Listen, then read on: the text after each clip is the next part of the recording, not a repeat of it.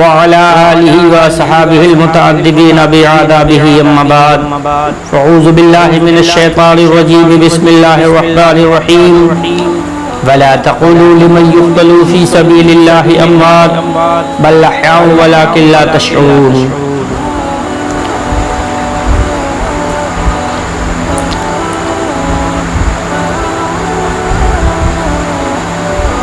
دیوار بولتی رہی در بولتا رہا، دیوار بولتی رہی در بولتا رہا، لوٹے تو امہانی کا گھر بولتا رہا، لوٹے تو امہانی کا گھر بولتا رہا.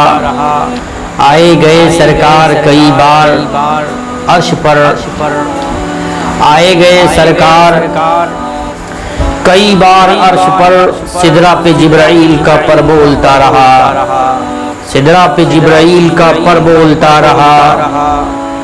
اور تھرا گئی یزید کی سب لشکرو سپاہ، تھرا گئی یزید کی سب لشکرو سپاہ. نیزے پہ جب حسین کا سر بولتا رہا، نیزے پہ جب حسین کا سر بولتا رہا. برادران ملت اسلامیہ، جیسا کہ آپ حضرات کو بخوبی معلوم ہے، یہ مہینہ محرم الحرام کی آج 4 تاریخ کراس کر کے بعد مغرب 5 کی شروعات ہو گئی. کل کے مختصر سے بیان میں آپ کو یہ بتایا گیا تھا کہ امام حسین رضی اللہ عنہ کی روانگی مدینہ المنورہ سے مکہ المکرمہ کے لیے ہوئی، اور آپ کتنے دن مکہ معظمہ میں تشریف فرما رہے. اس کے دوران کیا ہوا وہ آپ نے سماعت کیا. اب ادھر یہ خبر جب کوفہ والوں کو پہنچتی ہے کہ امام حسین رضی اللہ عنہ مدینہ المنورہ سے کوچ کر کے مکہ المکرمہ تشریف لے آئے ہیں، تو امام حسین رضی اللہ عنہ کے نام خط آنا شروع ہو گئے، جس میں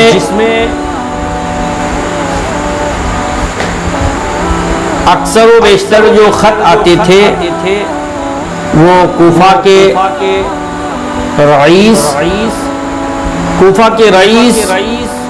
عمراء، علماء اور پھر عوام کے خط ہوتے تھے. لیکن اکثر و بیشتر اس میں جو رئیس ہوتے تھے اور عہدیداران قسم کے ان حضرات کے خط اکثر آتے رہتے تھے. اور خطوں کا معاملہ یہاں تک کہ ایک روایت میں ہے کہ 20 خط ہوئے، پھر ہوتے 120 ہوئے. ایک روایت میں ہے کہ 150 خط ہوئے، ایک روایت میں ہے 200 یا 250 کے قریب میں اتنے خط آتے تھے. اگر ان کو شمار کیا جائے تو 2 یا 3 بوری خط ہو چکے تھے جو آپ کے پاس برابر آتے رہے. اور آپ خط کھول کر پڑھتے، لگ بھگ ہر خط کا مضمون ایک طرح ہوتا تھا، ایک جیسا ہوتا تھا. اخیر میں جو ایک خط آیا جس پر بہت سارے لوگوں کے دستخط تھے. اکثر تو یہ ہوتا کہ ایک خط پر کئی لوگوں کی مہریں اور دستخط ہوتی تھی. ایک خط پر لگ بھگ 70 لوگوں کی دستخط اور مہر تھی. مضمون کچھ اس طرح تھا کہ امام حسین رضی اللہ عنہ آپ نواسے رسول ہو. میں نے بہت سارے خط آپ کو لکھے اور آپ کو اپنا امیر المؤمنین ہم سارے کے سارے لوگ تسلیم کر رہے ہیں اور آپ کے ہاتھوں پر بیعت کرنا چاہتے ہیں، جس کی وجہ سے آپ کو ہم بلا رہے ہیں. باوجود اس کے اگر آپ تشریف نہ لائے تو روضے محشر میں ہم آپ کا دامن پکڑ لیں گے، آپ کے نانا رسول اللہ کے سامنے اللہ سے کہیں گے وحدہ لا شریک، تیرے پیارے نبی کے پیارے نواسے امام حسین کو ہم لوگ دعوت دیتے رہے، بلاتے رہے، آپ تشریف لائیں، آپ نواسے رسول ہیں، آپ کا پہلا حق ہے. مگر امام حسین ہم لوگوں تک تشریف لے کر نہ پہنچے اور ہم لوگ بمجبوراً فاسق و فاجر بدبخت یزید جو صحیح معنوں میں امیر المؤمنین کی گدی کے لائق نہ تھا، ہم لوگ مجبور ہو کر اس کے ہاتھ پر بیعت کی اور اس کو اپنا امیر المؤمنین مانا، حالانکہ وہ اس لائق نہ تھا. اس طرح سے ہم سارے کے سارے لوگ بری ذمہ ہو جائیں گے روضے محشر میں، اور ہم سارے کے سارے لوگ یہ پورا معاملہ آپ کے اوپر رکھ دیں گے اور آپ کا دامن روضے محشر میں ہم پکڑ لیں گے. ایسے حالات میں امام حسین رضی اللہ عنہ اپنے چچیرے بھائی مسلم رضی اللہ عنہ کو بلایا اور ان سے مشورہ کیا کہ آپ مجھ کو مشورہ دیجئے، بتائیے میں ایسے حالات میں کیا کروں.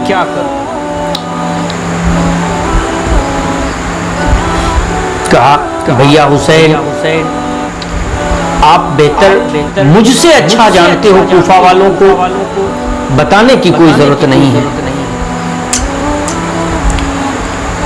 باقی آپ کی مرضی اور آپ کا حکم سراکھوں پہ ہے. کہا کہ مسلم میری سمجھ میں جو آ رہا ہے، اگر میں غلطی پہ نہیں ہوں تو مجھے بتانا کہ یہ 150 یہ 200 250 جو بھی خط آئے ہیں اور لگ بھگ سارے خطوں کا مضمون ایک طرح ہوتا ہے، اور یہ دیکھو آخری خط نے مجھ کو پریشان کر دیا ہے. تقریباً 70 لوگوں کی مہریں اور دستخط ایک خط کے اوپر، اسی طرح ایک ہی خط کے اوپر کئی لوگوں کی مہریں ہوتی تھیں، لیکن یہ تو 70 لوگوں کی ہے اور انہوں نے یہاں نہیں روضے محشر تک کی بات کر دی ہے کہ آپ کے نانا رسول اللہ کے سامنے آپ کا دامن پکڑ لیں گے. لہذا جو میں نے سوچا ہے وہ آپ سے صلاح لے رہا ہوں، آپ بتائیے. میں یہ چاہتا ہوں کہ آپ کوفہ پہلے جائیں اور وہاں کے حالات دیکھیں، اور وہاں کے حالات دیکھنے کے بعد میں مجھ کو آپ خود اپنے ہاتھوں سے خط لکھیں، پھر اس کے پیش نظر میرا قدم کہ مجھے کیا کرنا ہے. امام مسلم رضی اللہ عنہ آپ کا حکم بجا لاتے ہیں اور کہا بھیا حسین انشاءاللہ العظیم کل کے لیے میں روانہ ہو رہا ہوں. تو آپ نے کہا کہ سفر تو تم جانتے ہو کتنی مصیبت اور کتنی پریشانیاں سفر کے دوران اس وقت ہوا کرتی ہے. میں یہ چاہتا ہوں کہ بعد نماز فجر فوراً آپ اپنا سفر شروع کر دیں. کہا ٹھیک ہے، انشاءاللہ آپ مجھے صابر و شاکر پائیں گے. اور امام مسلم رضی اللہ عنہ فجر کی نماز ادا کرتے ہیں. اس کے بعد آپ امام حسین رضی اللہ عنہ سے ملاقات کے لیے تشریف لے جاتے ہیں. آپ اپنے بھائی امام حسین رضی اللہ عنہ کے پاس جا کر کے سلام کرنے لگے. اور اس کے بعد جب آپ گھوڑے پہ تشریف فرما ہوئے تو دیکھا کہ امام مسلم رضی اللہ عنہ کے دو صاحبزادے یہ دوڑ کر آگے آگے اور کہا کہ ابو آپ کہاں جا رہے ہیں؟ آپ نے اپنے بچوں کو اپنے حالات سے اور اپنے سفر سے آگاہ کیا اور کہا بیٹے تم لوگ بابا حسین کے پاس جاؤ اور ہم بہت جلد واپس آ جائیں گے. دونوں بچے مچل جاتے ہیں اور کہا کہ ابو جان مجھے کچھ نہیں چاہیے, ہم دونوں آپ کے ساتھ چلنا چاہتے ہیں, اپنے والد کے ساتھ رہنا چاہتے ہیں. آپ نے سفر کی پریشانیوں کو سامنے بھی رکھا, بتایا بھی, لیکن بچے کچھ اس درد سے کہہ کر کے اور آنکھوں میں آنسو بھر لیے باپ کے سامنے کہ امام حسین رضی اللہ عنہ کو بھی نہ برداشت ہوا اور آپ نے بھی کہہ دیا کہ مسلم ایسا کرو ان بچوں کو آپ ساتھ لے جاؤ. امام حسین رضی اللہ عنہ کو بھی یہ کہنا پڑا کہ آپ ان بچوں کو ساتھ لے جاؤ. اب امام مسلم رضی اللہ عنہ مجبور ہو گئے.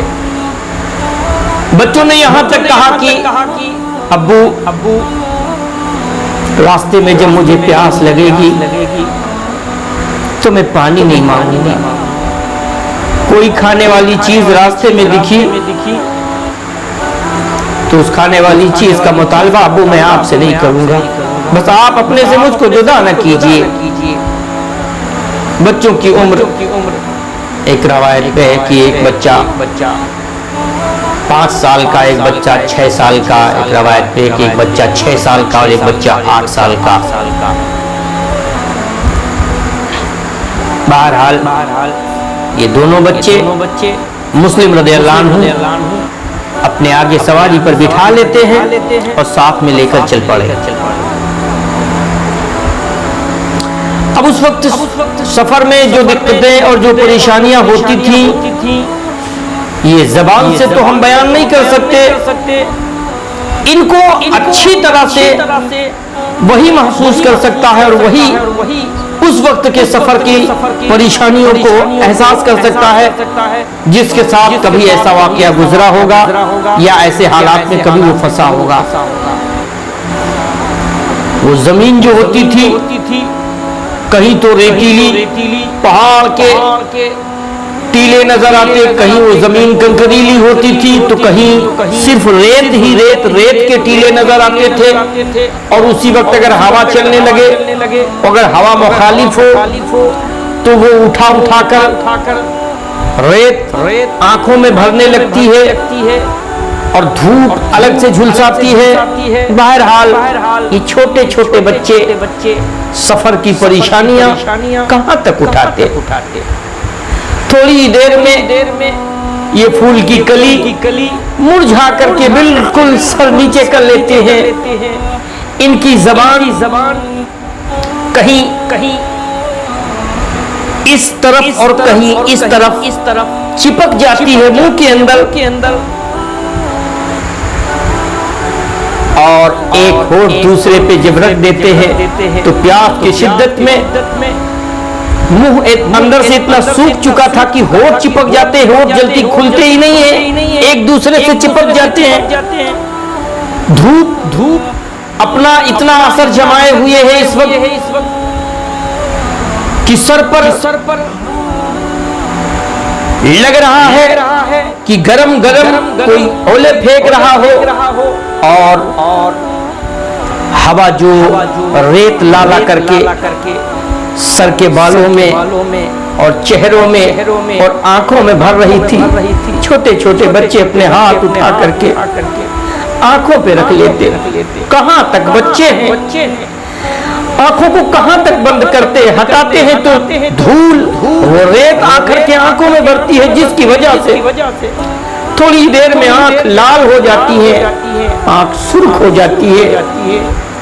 कभी दोनों बच्चे झुक जाते हैं घोड़े के ऊपर, फिर उठते हैं।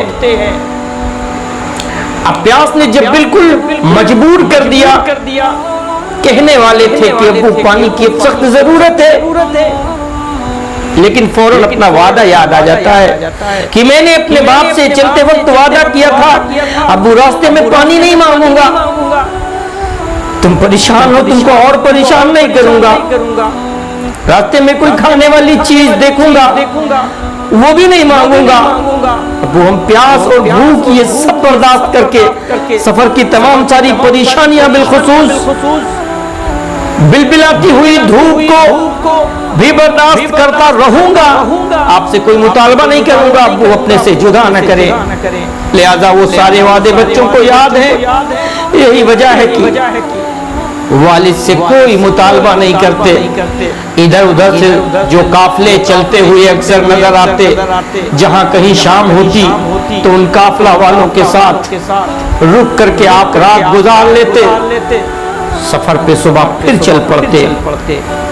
यहाँ तक कि काफले वाले जो आपके साथ लेटते वो लेटे ही रहते। सुबह बहुत जल्द आप फजर की नमाज पढ़ करके या फजर से पहले ही कहीं और फजर पढ़ते अपना सफर शुरू कर देते।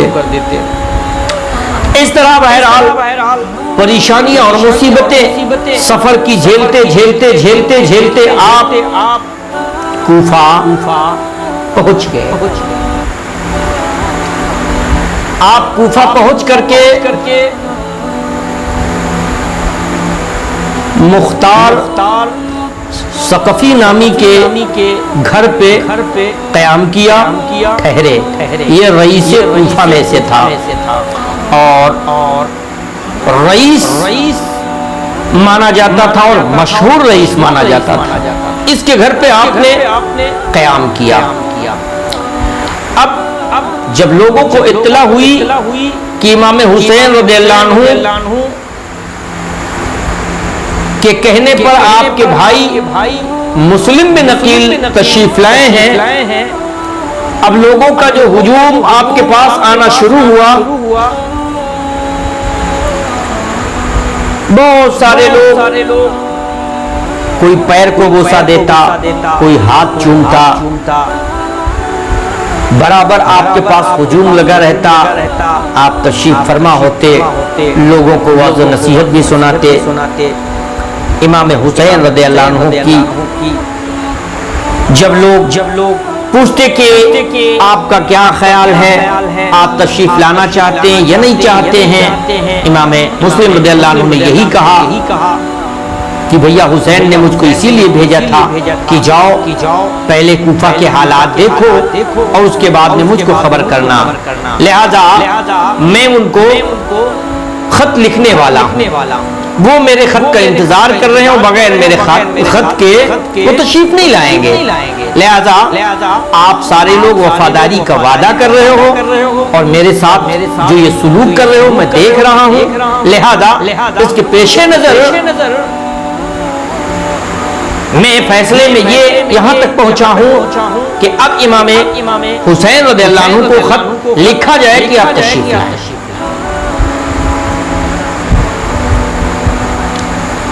आप मस्जिद में नमाज के लिए जाते हैं तो तादाद धीरे धीरे 1000, 2000, 4000, 5000, यहाँ तक कि 40,000 तक लोगों की तादाद हो गई।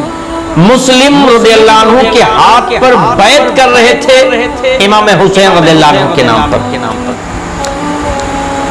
मुस्लिम रज़ियल्लाहु अन्हु के हाथ पर बैत कर रहे थे इमाम हुसैन रज़ियल्लाहु अन्हु के नाम पर। मोहब्बत का ये जज्बा था, वफादारी का पूरा वादा कर रहे थे। अक्सर आपके पास हुजूम लगा रहता उलमा का और जो बहुत बड़े बड़े रईस थे उनका, امراء کا جو بڑے بڑے امیر تھے، یہ سارے لوگ لگ بھگ آپ کے پاس حاضر رہتے۔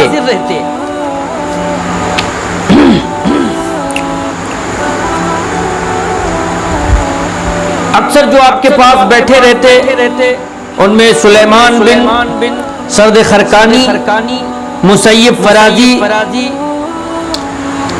رعافہ بن شداد، عرب، رقار، اشعب، عبد الرحمن بن مخف، عبداللہ بن عفیف، طارق، امیس، مختار ثقفی، ابی عبیدہ، قاضی سری وغیرہ وغیرہ۔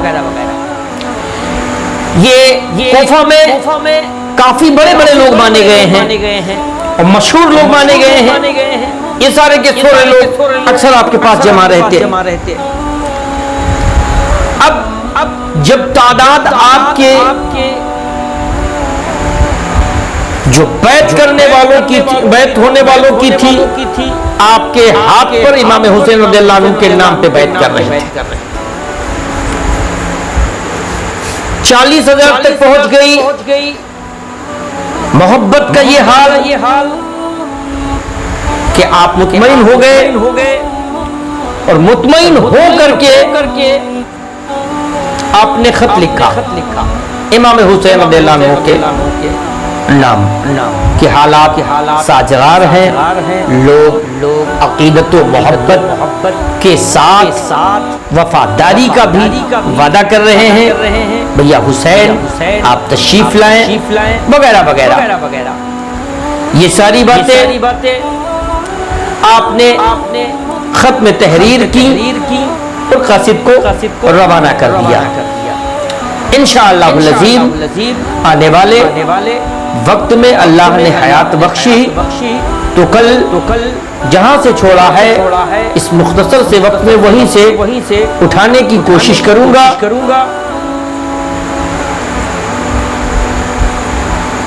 وما علینا الا البلاغ، لا الہ الا اللہ محمد رسول اللہ۔